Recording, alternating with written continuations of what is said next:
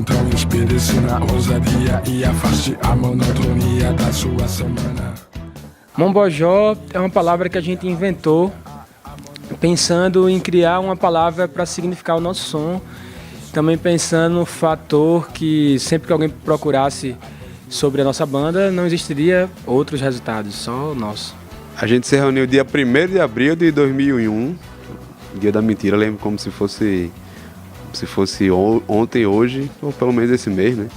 Eu me lembro que a gente, assim, era bem naquela época que pós a morte de Chico Sainz, que isso despertou pelo menos na meninada, nos adolescentes, a coisa de vamos ter banda de escola, e a gente já tinha passado por essa coisa de ter bandas menores de escola, e uma hora a gente se juntou, já conhecia Felipe de outras coisas, de outras bandas, Marcelo, que é o guitarrista, e a gente se juntou e vamos fazer um som assim.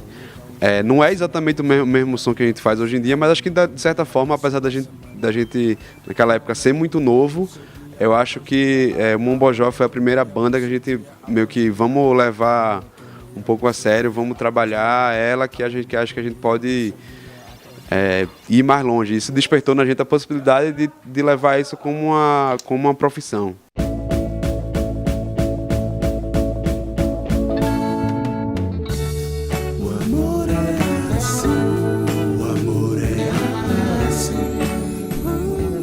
Com a internet se abriu muito mais outros polos, vamos dizer assim, outras cidades com uma força musical. Acho que Fortaleza é uma cidade que tem seu grande expoente, na minha opinião, o Cedão Estigado, mas que também surgem várias bandas. Mas Recife, assim, se você for comparar de um modo geral com o Nordeste, é uma cidade que tem muito incentivo para a produção musical, mas a Bahia também tem surgido. Acho que a internet deu uma pulverizada, acho que não fica tão regional, só o Recife. Assim. Pelo histórico de Recife, existe uma demanda maior, assim, sabe? Existiam muitos grandes artistas, desde Luiz Gonzaga, Alceu Valença, Chico Sainz e tal. E acho que isso gera Lenine, isso gera um incentivo assim, nas gerações, sabe? De bandas. E eu, como sou de lá, assim, vejo a alta produtividade. Assim, né? Lá em Recife, a produtividade, para mim, que sou de lá, eu ainda acho que é tipo, maior do que as outras cidades. Assim, a quantidade de bandas que aparecem não necessariamente são as melhores. Tudo pode ser, nada vai acontecer, não tema quando a missa acontece.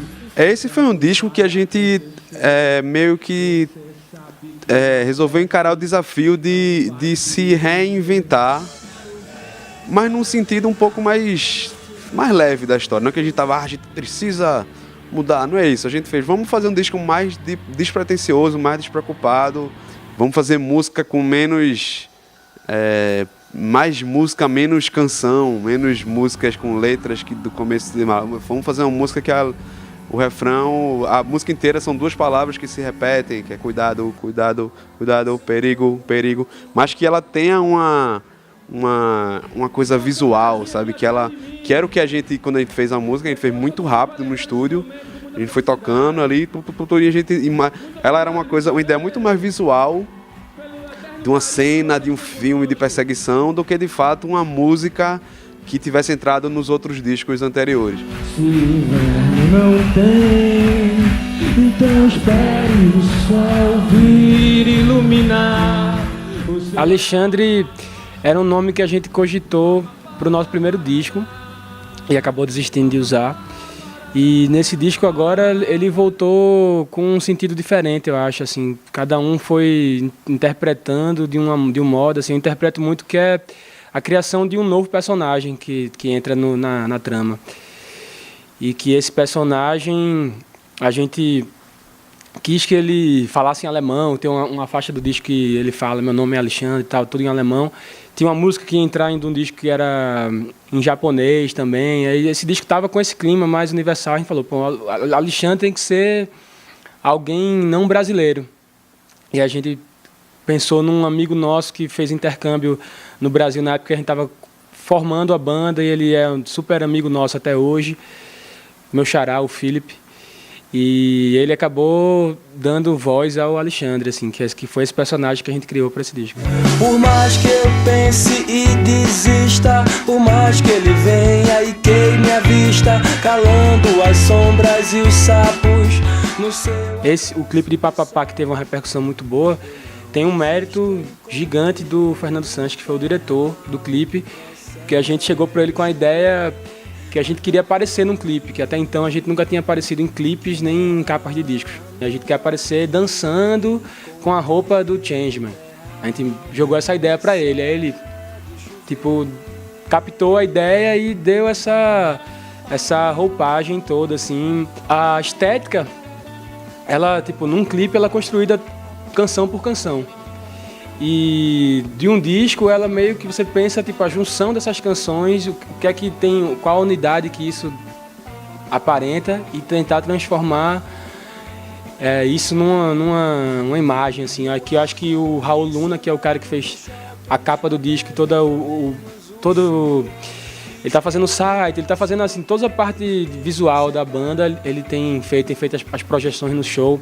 Acho que ele soube captar muito bem. Ele pegou essa coisa toda e transformou esse ser humano que ele se constrói através de sintetizadores, através de baterias eletrônicas e tal. Acho que ele soube captar muito bem essa identidade que através dessa criação dele a gente também foi adaptando o show, o repertório do show, as músicas antigas do show que combinam com as músicas desse disco atual. Então acho que é um processo tipo clipe, eu acho que é música por música, e disco é pensar essa junção das coisas.